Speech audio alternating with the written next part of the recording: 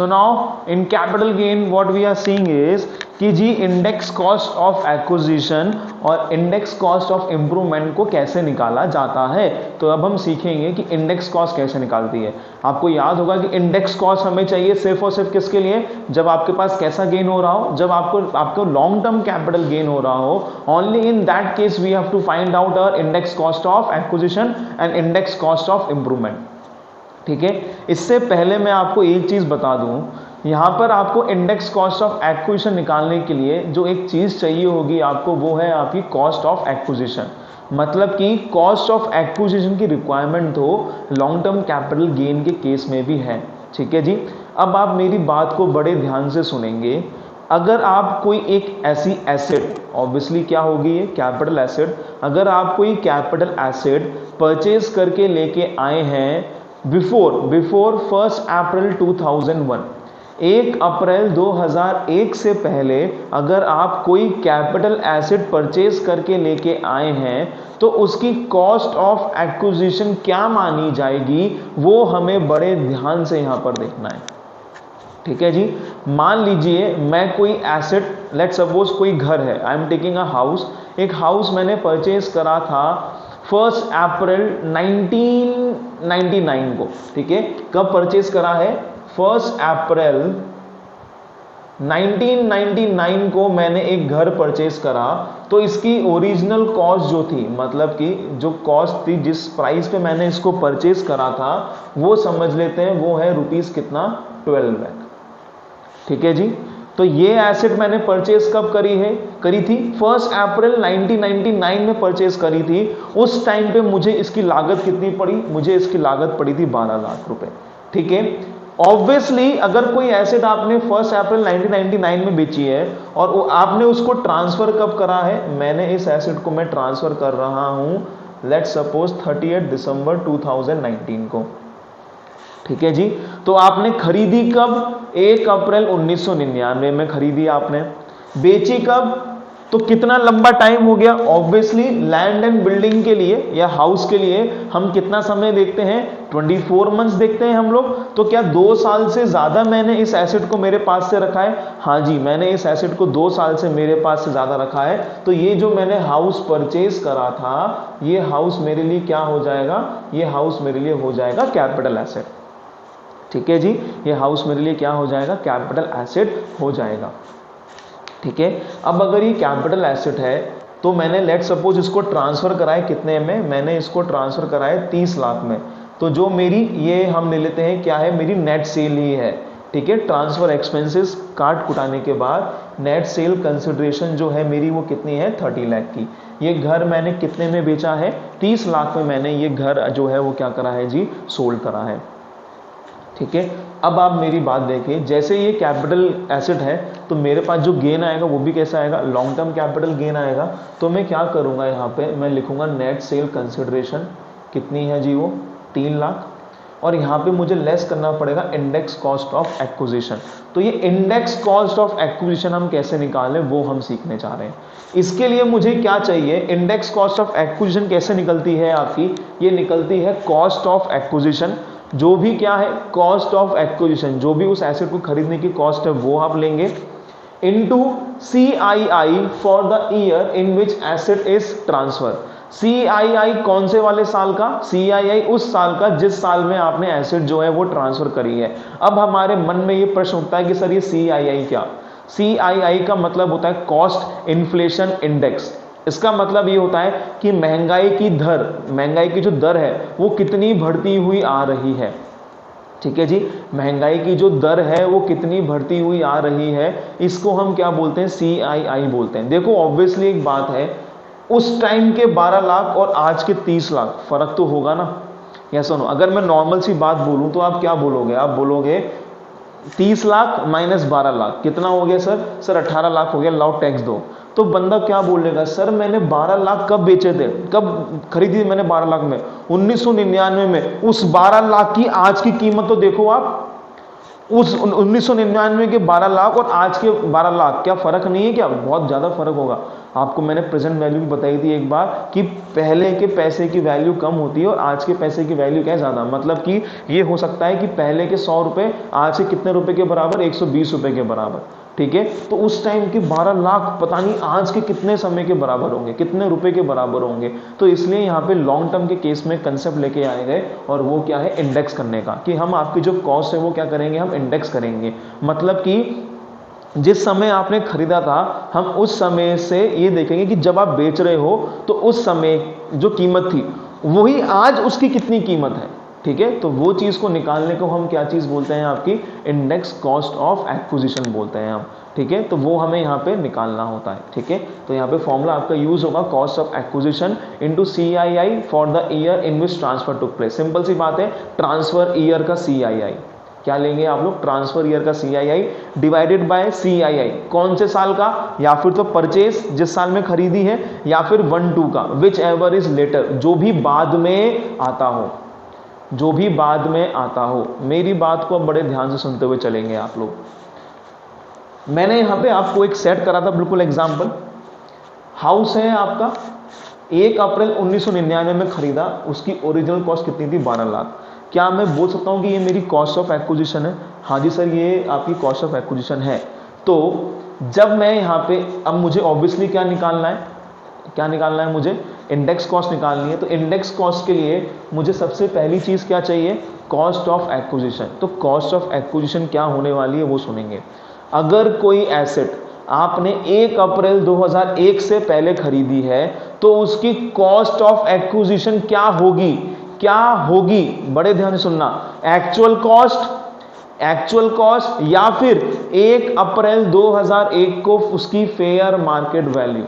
ठीक है, अगर कोई एसेट मैंने 1 अप्रैल 2001 से पहले खरीदी है तो उसकी कॉस्ट ऑफ एक्विजिशन क्या मानी जाएगी? तो उसकी कॉस्ट ऑफ एक्विजिशन मानी जाएगी या फिर तो एक्चुअल कॉस्ट, मतलब जिस प्राइस पे आपने उसको खरीदा, या फिर 1 अप्रैल 2001 को ही फेयर मार्केट वैल्यू। इन दोनों में से जो भी ज्यादा होगा ना, वो उस एसेट की क्या मान ली जाएगी? कॉस्ट ऑफ एक्विजिशन मान ली जाएगी। जैसे कि मैं इस वाले क्वेश्चन में बात करूं, ये आपने एसेट जो है परचेज करी है कब? 1 अप्रैल 2001 से पहले। हाँ जी सर, तो इसकी ओरिजिनल कॉस्ट तो कितनी है? 12 लाख। आपको क्वेश्चन में 1 अप्रैल 2001 की let's suppose fair market value दे रखी है, और वो है कितनी? 15 लाख। तो ऐसे एसेट की जो आपने 1 अप्रैल 2001 से पहले खरीदी है, उसकी कॉस्ट ऑफ एक्विजिशन क्या होगी?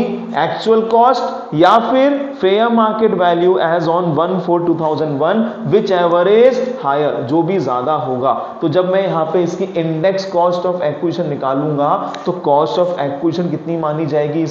इसकी कॉस्ट ऑफ एक्विजिशन मानी जाएगी 12 लाख रुपए, सॉरी 15 लाख रुपए। क्या मानी जाएगी? 15 लाख रुपए। अगर ये यहाँ पे फेयर मार्केट वैल्यू होती 11 लाख तो मैं यहाँ पे कितना लेता? फिर 12 lakh. Whichever is higher, कोई भी एसेट अगर 1 अप्रैल 2001 से पहले खरीदी है तो उसकी एक्चुअल कॉस्ट या फिर fair market value as on 1/4/2001, उसको आप लोग क्या मानेंगे? कॉस्ट ऑफ एक्विजिशन मानेंगे। ठीक है, ये लिखा भी हुआ है, एसिड एक्वायर्ड बिफोर 1/4/2001। तो कॉस्ट ऑफ एक्विजिशन क्या होगी? या फिर तो उसकी एक्चुअल कॉस्ट या फिर fair market value as on 1/4/2001, whichever is higher, जो भी क्या होगी जी? हायर होगा। क्लियर है ये? हाँ जी सर, तो ये आपका हो गया कॉस्ट ऑफ एक्विजिशन का। अब मल्टीप्लाई करेंगे किससे पहले? CII of transfer year. Transfer कौन से साल में करी है आपने? 19 में। इसका मतलब आपका ट्रांसफर जो है वो कौन सा है? 19-20 है। यस और नो? ट्रांसफर ईयर कौन सा है? 19-20। एक चीज आप याद रखेंगे, आपको 2 CII हमेशा याद रखने हैं, CII of 1-2 and CII of 19-20। 1-2 का तो 100 है, 19-20 क्यों? क्योंकि आपके एग्जाम्स में जो प्रीवियस ईयर एप्लीकेबल है वो कौन सा है? 19-20। अगर आप लोगों के एग्जाम्स में प्रीवियस ईयर एप्लीकेबल होता है 18-19 तो हम 18-19 का याद रखते हैं। अगर आपके कोर्स में एप्लीकेबल होता CII ऑफ कौन सा ईयर, प्रीवियस ईयर अगर एप्लीकेबल होता आपका 2021 तो हम याद रखते हैं CII ऑफ 2021। ठीक है, पर आपके कोर्स में जो प्रीवियस ईयर एप्लीकेबल है वो कौन सा है? 19-20। तो इसलिए हमें CII याद रखना है किसका? 19-20 का। कितना है वो? 289। ठीक है, तो CII ऑफ 1-2 100 और CII ऑफ 1920 कितना है 289, तो यहाँ पे क्या लिख दूंगा मैं ऊपर 289। यहाँ पे हमेशा याद रखना है CII किसका आता है, ट्रांसफर ईयर का आता है। जिस भी साल आप ट्रांसफर कर रहे हो उसी साल का क्या आने वाला है आपके पास, CII आने वाला है। ठीक है जी। नीचे किससे डिवाइड करें अब, तो नीचे हमने बोला है उस साल का CII लो जिस साल में आपने इसको खरीदा हो, उस साल का CII लो जिस साल में इसने खरीदा हो, जिस साल में आपने खरीदा हो, या फिर 1 2 इन दोनों में से जो भी बाद में आता हो, इन दोनों में से जो भी बाद में आता हो। ध्यान देखेंगे आपने खरीदी कब है, 1 अप्रैल 1999, और 1 2 कब आता है, इसके बाद आता है ना। 1 2 कब आता है, 1 2 आता है इसके बाद। भाई 1 अप्रैल 99 के बाद ही तो आगे चल के 1 2 आएगा, तो बाद में कौन आ रहा है, 1 2। तो हमें जो यहाँ पे CII है वो किसका लेना है, 1 2 का लेना है। किसका लेना है, 1 2 का CII। तो 1 2 का CII कितना है, 100। तो यहाँ पे कितना आ जाएगा, 100। अगर आपने ये एसेट खरीदी होती, कब खरीदी होती जी, 1 अप्रैल 2002 में। कब खरीदी होती है आपने ये एसेट, आपने खरीदी है 1 अप्रैल 2002 में। ठीक है, तो कॉस्ट ऑफ एक्विजिशन भी क्या होती इसकी, भाई वही होती जो आपने खरीदी है। क्यों, क्योंकि अगर 1 अप्रैल 2001 से पहले खरीदते हैं तो हम चेक करते हैं एक्चुअल कॉस्ट या फिर fair market value as on 1/4/2001। पर अगर उसके बाद खरीदी है तो कॉस्ट ऑफ एक्विजिशन जितने में खरीदी है वही, तो वही प्राइस आती into transfer year divide by CII। CII कौन से साल का आता है यहाँ पे आता है 2-3 का। क्यों, क्योंकि जिस साल में खरीदा या फिर 1 2 जो भी तारीख बाद में आती हो, तो 1 2 बाद में आता है कि ये 1 अप्रैल 2002 बाद में आता है, 1 अप्रैल 2002 बाद में आता है। ये मैंने आपको एक्सप्लेन करा यहाँ पे जो लिखा हुआ है। अब अगर मेरी भाषा में पढ़ा जाए, सिंपल सी बात आप याद रखना, अगर कोई एसेट आपने 1 अप्रैल 2001 से पहले खरीदी है ना, तो CII हमेशा कौन सा यूज करा जाएगा, 1 2 का, और वो कितना है, 100। अगर कोई एसेट आपने 1 अप्रैल 2001 से पहले खरीदी है तो CII हमेशा किसका यूज करा जाएगा, 1 2 का। और अगर कोई एसेट आपने 1 अप्रैल 2001 के बाद खरीदी है तो फिर उस रेस्पेक्टिव ईयर का CII जो है वो यूज करा जाएगा। अच्छा, आपको इन दोनों के, हो सकता है एग्जाम में इन दोनों के भी CII दे रखे हो, पर अगर नहीं दे रखे तो हमें याद है, हाँ रिमेनिंग ईयर्स के CII अगर वो यूज हो रहे होंगे तो क्वेश्चन में आपको वो देगा ही देगा। ठीक है, तो हमें सिर्फ 2 CII याद रखने हैं, एक 1 2 का और एक 1920 का। क्या बात बोली, अगर 1 अप्रैल 2001 से पहले ही का आपने कोई एसेट परचेज कर ली है तो जो नीचे बेस ईयर में CII लेंगे आप, वो किसका लेंगे, वो आप लेंगे हमेशा 1 2 का, दैट इज 100। पर अगर 1 अप्रैल 2001 के बाद आपने कोई एसेट खरीदी है तो फिर रेस्पेक्टिव ईयर का आपको क्या लेना है, CII लेना है। ठीक है, तो वो वही चीज बोल रहा है, CII for the year in which the asset was first held by the SSE, या फिर 1 2 विच एवर इज लेटर, जो भी क्या हो बाद में हो। अगर मैंने एसेट को 1 अप्रैल 2001 से पहले खरीद लिया तो बाद में कौन सी तारीख आएगी, बाद में 1 2 आएगा, तो इसलिए हम 1 2 का CII ले लेंगे।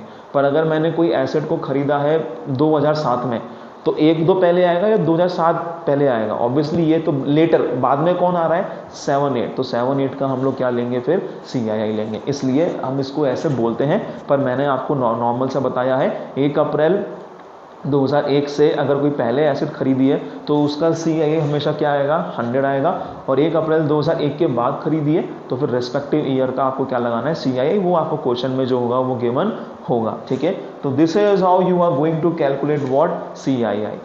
ठीक है, ऐसे आप क्या निकालने वाले हैं, ICOA, तो ऐसे निकल जाएगी आपकी इंडेक्स कॉस्ट ऑफ एक्विजिशन। ठीक है जी, कोई दिक्कत, तो फॉर्मूला क्या है, कॉस्ट ऑफ एक्विजिशन। अभी हमें ये कॉस्ट ऑफ एक्विजिशन निकालना सीखना है, और ये डिफरेंट केसेस हैं, उनमें हर अलग अलग केस में कॉस्ट ऑफ एक्विजिशन का अलग अलग मेथड जो है वो आपको दे रखा है, तो वो हमें गो थ्रू करना है। ठीक है, बट सिंपल सी हम भाषा लेते हुए चलते हैं, cost of acquisition into CII कौन से वाले ईयर का, ट्रांसफर ईयर का, डिवाइड बाय CII कौन से वाले ईयर का, या फिर तो 1 2 या फिर उसके बाद वाले ईयर। ठीक है जी, ये चीज आपको याद रखनी है, किसके लिए, इंडेक्स कॉस्ट ऑफ एक्विजिशन के लिए। और कॉस्ट ऑफ एक्विजिशन, अगर कोई एसेट आपने 1 अप्रैल 2001 से पहले खरीदी है तो उसकी कॉस्ट क्या होने वाली है, या फिर तो एक्चुअल कॉस्ट या फिर fair market value as on 1/4/2001 whichever is higher, जो भी हायर होगा वो लेंगे हम। तो ये हमने निकालना सीख लिया, हमारा इंडेक्स कॉस्ट ऑफ एक्विजिशन। अब हम बात कर रहे हैं जी किसकी, इंडेक्स कॉस्ट ऑफ इंप्रूवमेंट की। ठीक है, किसकी बात करेंगे अब हम बात कर रहे हैं आपकी इंडेक्स कॉस्ट ऑफ इम्प्रूवमेंट की।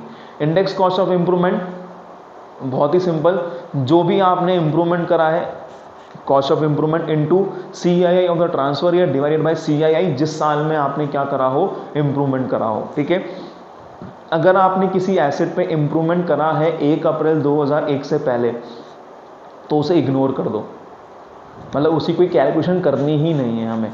1 अप्रैल 2001 के बाद के सारे जो भी COI हैं वो हर किसी को हमें क्या लेना है, यूज़ में लेना है। हो सकता है इन्होंने 2 बार इम्प्रूवमेंट करवाया हो, एक इन्होंने इम्प्रूवमेंट करा हो कब, 2002-03 में, और एक बार इन्होंने इम्प्रूवमेंट करा हो 7-8 में। तो हम दोनों ईयर का निकालेंगे।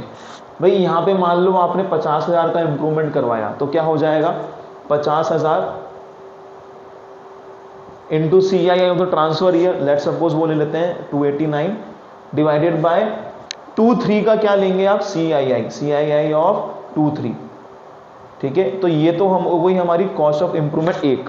फिर और करवाया ना आपने, हाँ लेट सपोज इसमें आपने इम्प्रूवमेंट करवाया 80,000 का, तो इसका भी कैलकुलेट करेंगे। इसका कैसे कैलकुलेट करेंगे, वही 80,000 इंटू ट्रांसफर ईयर का CII divided by CII of 7-8, तो CII ऑफ 7-8 ये आ जाएगा आपका यहाँ पे, और फिर इन दोनों को ऐड कर देंगे और वो टोटल मिलके क्या बनेगी, आपकी इंडेक्स कॉस्ट ऑफ इम्प्रूवमेंट बनेगी वो। ठीक है जी, तो ये अभी हमने सीखा है कि इंडेक्स कॉस्ट ऑफ एक्विजिशन कैसे निकालते हैं और इंडेक्स कॉस्ट ऑफ इम्प्रूवमेंट हम कैसे निकालते हैं। और साथ में हमने क्या देखा, साथ में हमने देखा कि अगर कोई एसेट हमने परचेज करी है, कब परचेज करी है जी, अगर कोई एसेट आपने परचेज करी है 1 अप्रैल 2001 से पहले, तो उसकी जो कॉस्ट ऑफ एक्विजिशन होती है वो क्या होगी, एक्चुअल कॉस्ट या फिर fair market value as on 1/4/2001 whichever is higher. और अगर इम्प्रूवमेंट आपने करवाई है कोई बिफोर 1/4/2001, तो उसे आप लोग क्या कर देंगे जी, उसे आपको कर देना है इग्नोर। ठीक है जी, उसे आप लोग क्या कर देंगे, उसे आप लोग कर देंगे इग्नोर। ठीक है, दूसरी बहुत अच्छी चीज जो आपको याद रखनी है वो ये है कि अगर हम बात करें जी किनकी, अगर हम बात करें डिबेंचर्स और अगर हम बात करें बॉन्ड्स की, तो इनको कभी भी इंडेक्स नहीं करना होता। मतलब डिबेंचर्स और बॉन्ड अगर आपके लॉन्ग टर्म कैपिटल एसेट्स हैं, तब भी इनको इंडेक्स नहीं करना आपको, तब भी इन्हें इंडेक्स नहीं करना। हाँ, एक कैपिटल इंडेक्स बॉन्ड है आपके और एक सोवरेन गोल्ड बॉन्ड्स, एक कैपिटल इंडेक्स बॉन्ड और सोवरेन इंडेक्स बॉन्ड, अगर ये हैं तो इनको हम इंडेक्स करेंगे। ठीक है, क्या क्या बोला, डिबेंचर्स और बॉन्ड जो है वो कभी भी इंडेक्स नहीं होंगे, कभी भी इंडेक्स नहीं होंगे। देखो इंडेक्सेशन करना कब है, जब आपकी एसेट जो है वो क्या है, लॉन्ग टर्म है। ठीक है, तभी करना है। अगर डिबेंचर्स और बॉन्ड लॉन्ग टर्म है, in that case also you are not required to what, calculate index cost of acquisition. हमें इंडेक्सेशन करने की रिक्वायरमेंट नहीं है। पर हाँ, अगर ये कौन से हैं, अगर ये कैपिटल इंडेक्स बॉन्ड्स हैं या फिर ये सोवरेन गोल्ड बॉन्ड्स हैं, तो फिर हम क्या करेंगे, इनको फिर हम इनको इंडेक्स करेंगे। तो ये सारी चीज आपको नोट्स में दे रखी है। ठीक है, यहां तक अभी हम लोगों ने सीख लिया है। अब हम क्या देखेंगे नेक्स्ट, हमारा next what we are going to see is कि cost of improvement different assets के लिए कैसे निकलती हैं, और कुछ हम एडवांस के रेस्पेक्ट में और गिफ्ट के रेस्पेक्ट में बात करेंगे। ठीक है जी।